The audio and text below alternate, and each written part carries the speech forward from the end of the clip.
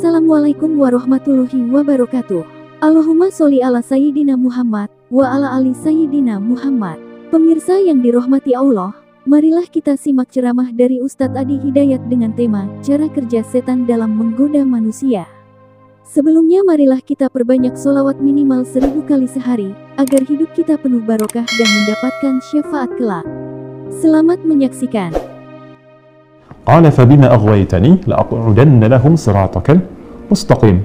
Ya, qala maka syaitan itu berkata, bima aghwaytani, karena engkau telah menghukumi aku tersesat. Ini jahatnya. Saya katakan tadi di awal, jika memang keangkuhan, kesombongan itu sudah menyelimuti keadaan satu makhluk, ya. Saya tidak katakan seseorang, tapi satu makhluk. Bahkan kalangan jin sekalipun, jangankan manusia, jin sekalipun, jika tertutupi oleh sifat kesombongan itu, maka potensi untuk mendapatkan pencerahan yang mengembalikan pada kebaikan, untuk mendapatkan hidayah yang menggugurkan semua potensi buruk untuk menjadi baik, itu akan menjadi sulit didapati.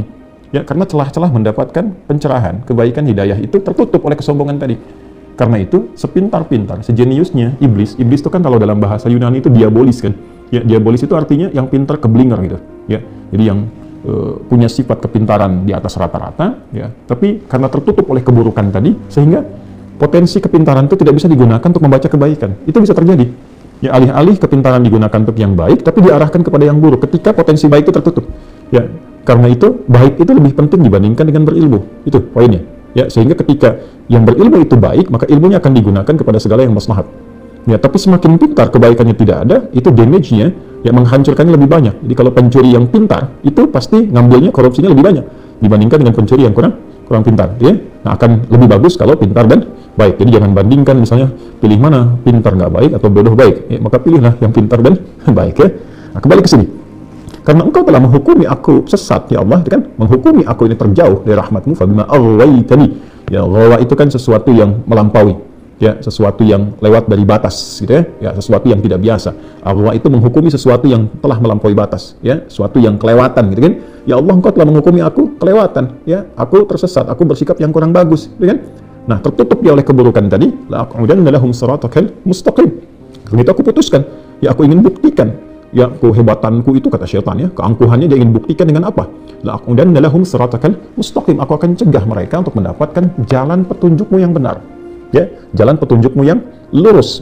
Ya, ini yang menjadikan kita setiap waktu memohon kepada Allah dijauhkan dari syaitan supaya konsisten pada petunjuk yang benar itu.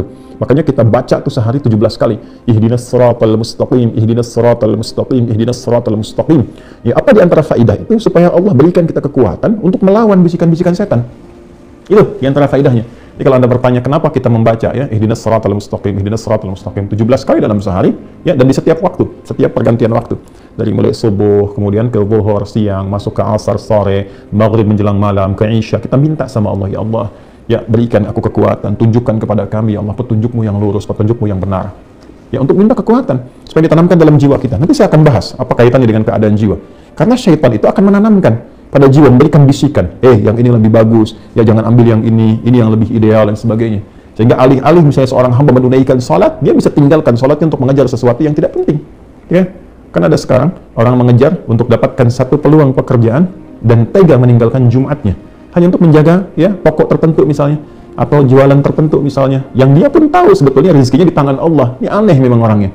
Dia sudah paham rezeki di tangan Allah, Allah yang memberikan rezeki kepadanya, tapi dia mengerjakan perbuatan yang menjauh dari Allah dan tidak disenangi oleh Allah Subhanahu wa Ta'ala. Itu bagian dari godaan. Itu ditanamkan kepada jiwa. Makanya orang-orang yang sering sholat terkoneksi dengan Allah Subhanahu wa Ta'ala, ya kan? Dia mengoneksikan dirinya untuk menyembah Allah, sujud kepada Allah Subhanahu wa Ta'ala, dan berkata kemudian dalam berdirinya, ihdinas siratal mustaqim, itu diberi kemantapan dalam jiwanya. Jadi saya akan terangkan, ya, bagian itu pada hal yang terpisah. Diberi kemantapan. Sinyalnya gampang. Begitu nanti ada bisikan pada keburukan, hatinya pasti akan mencegah. Ini sinyal baiknya. Jangan lakukan ini nggak bagus. Jangan lakukan itu, kok akan celaka, kok akan begini. Itu kemantapan yang dimaksudkan. Nah, di sisi lain, syaitan, ya, telah bersumpah, dia berkata, la'aq'udanna lahum siratakal mustaqim. Ya, itu bahasanya menggunakan kata la'aq'udanna, itu sudah menggunakan tekad, kemudian diisi dengan nun taukid tsaqilah lagi. Ya, nun taukid tsaqilah, menggunakan nun, ya, nunnya lagi yang versi tinggi untuk menunjukkan kesungguhan. Yaitu dalam bahasa Arab itu kalau orang sudah tidak mampu mengerjakan sesuatu karena kelemahannya, yaitu dikatakan dengan taqa'ud, huwa mutaqa'id, dia sudah purna, sudah selesai karena keadaan fisiknya sudah tidak memungkinkan mengerjakan pekerjaan yang seperti ini lagi, ya. Nah, kalau kita ingin melemahkan sesuatu sehingga tidak mampu mengerjakan tugas yang akan dilakukan dan dia menjadi betul-betul lemah, itu menggunakan diksi yang disebutkan dalam Al-Qur'an ini, ya. La aq'udanna, itu la-nya menunjukkan kesungguhan, ditambah lagi keseriusan pakai nun taukid, itu thaqilah di situ, ya, dan itu menunjukkan tekad yang sangat serius. Aku betul-betul akan melemahkan, itu kata syaitan, ya. Dan ini ditampilkan di Al-Quran untuk memberikan informasi kepada kita supaya kita kenal, gitu. Ini kalau Allah sudah sampaikan, tegaskan, nggak sadar juga manusianya, dengan cara apa lagi dihambat untuk berbuat salah. Jadi ini menunjukkan bahwa Allah menginginkan hamba itu jadi soleh, karena itu diinformasikan. Ya, syaitan berkata, diinformasikan di sini, syaitan berkata, aku akan serius, bersungguh-sungguh melemahkan setiap potensi manusia untuk mengikuti petunjuk Allah yang benar. La'aqudanna lahum siratakal mustaqim. Jadi syaitan pun menyadari, mengakui petunjuk Allah ini benar. Semua yang bersumber dari Allah itu pasti baik. Dan itu syaitan sendiri mengakui. Ya, karena itu jangan diikuti, ya, provokasi-provokasi setan ini, karena dia pun mengakui semua yang bersumber dari Allah itu benar. Artinya kalau Allah memerintahkan, itu yang terbaik. Kalau Allah melarang, di situ ada bahaya, kan? Jangan korupsi, jangan mencuri, ada bahaya di situ. Jangan menipu, jangan berdusta, ada bahaya. Jangan membunuh, jangan berzina, ada bahaya di situ. Jangan riba, ada bahaya di situ. Ya kan? Syaitan itu mengakui. Cuma karena kesombongan, dia gengsi ngambil. Ya, karena keduluan oleh Adam, dia nggak mau tuh, gengsi dia pada kondisi itu.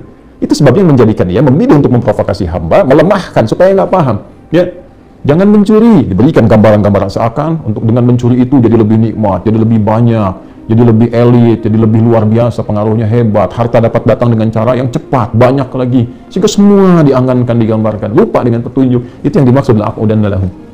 Ya, saya kelihatannya lebih enak. Jangan zina, tetap aja ada yang zina. Karena digambarkan gitu. Tahu, dalam hati kecilnya tahu, mencuri itu salah, korupsi itu salah, zina itu salah. Tapi kenapa masih dilakukan? Ini problemnya. Karena nggak kenal dengan cara kerja syaitan ini. Nggak kenal. Ya, jangan riba, masih riba. Ya kan? Jangan zina, masih zina. Tiap hari berita kelihatan, ini selingkuh dengan ini zina, ini begini, ini begitu. Ya kan? Jangan korupsi, tiap hari kita lihat berita, ini pencurian, ini penipuan, ini korupsi sekian, ini begini. Masih terjadi. Kenapa? Boleh jadi karena kurang dekat dengan Allah. Ini. Ya kan? Bahasa gampangnya kurang ibadah, kurang sholat. Jarang baca dengan benar ihdinas siratal mustaqim. Sholatnya nggak khusyuk. Kelihatan kayak yang sholat, tapi nggak khusyuk. Nggak fokus dalam sholatnya. Sholat pun karena ada motivasi tertentu saja. Nah, ini problem. Itu juga ada dalam Quran. Ada orang yang sholat itu karena motivasi tertentu. Karena ria, pencitraan, karena ngejar sesuatu. Disebut dengan celaka. Kasihan. Fawailul lil musallin alladzina hum an salatihim sahun alladzina hum yura'un. Ada lagi sifat nifaq, munafik, kelihatan, ingin cepat-cepat, ingin buru-buru. Karena tuntutan tertentu saja. Motivasi sholat pun karena ingin mengejar dunia. Itu problemnya. Sehingga tidak ada kemudian keistimewaan dari kalimat itu yang menghunjam kepada jiwa, yang betul-betul meminta kepada Allah untuk dilindungi. Ini poinnya. Dan dahsyatnya apa? Di ayat ke-17 ya teman-teman, ثُمَّ لَآتِيَنَّهُمْ مِنْ بَيْنِ أَيْدِيهِمْ. Kan? Kemudian وَمِنْ خَلْفِهِمْ وَعَنْ أَيْمَانِهِمْ وَعَنْ شَمَائِلِهِمْ وَلَا تَجِدُ أَكْثَرَهُمْ شَاكِرِينَ. Ini poinnya. Ya. Dan dia betul-betul sudah bertekad karena menggunakan lam tadi, kemudian nun taukid, faqilah di akhirnya. Ya, nun taukid faqilah itu menggunakan tasydid di atas nun berharakat fathah. Ya, untuk menunjukkan satu kesungguhan yang sangat luar biasa. Aku betul-betul bertekad dengan segenap kemampuan akan melemahkan hamba itu, ya, supaya apa? Supaya tidak mendapatkan petunjuk dari Allah, dan saat yang bersamaan, di poin yang paling besarnya, aku pastikan semua sifat pelemahan itu akan aku kuasai dari semua arah yang memungkinkan manusia beraktivitas, yaitu dari depannya, dari belakangnya, kanan dan kiri. Ya, kenapa nggak atas dan bawah? Yang pertama, pada umumnya manusia nggak ada yang beraktivitas ke atas. Pada umumnya ke depan, ke belakang, ke kanan, ke kiri. Ya, pada umumnya. Nah, nggak ada yang beraktivitas ke bawah.